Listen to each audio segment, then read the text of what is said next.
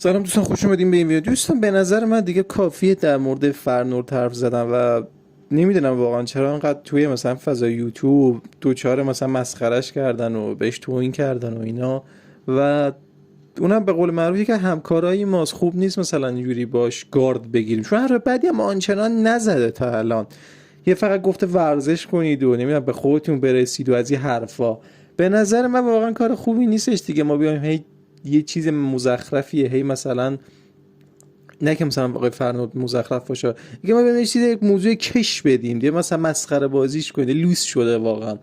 و چون واقعا هم آقای فرنود هیچ آنچنان کار اشتباهی نکرده، هیچ حرف بدی نزده که واقعا تعجب میکنم چرا انقدر فضای یوتیوب براش گارد گرفته. حالا درست شبیه بنده خدایی مثلا تو یوتیوب هست، ولی خب دیگه چه ربطی داره که شما بیاین بهش توهین کنید، بیاین مثلا مسخرش کنید یا مثلا خیلی چیزای دیگه. به نظر من واقعا دیگه بس این مورد.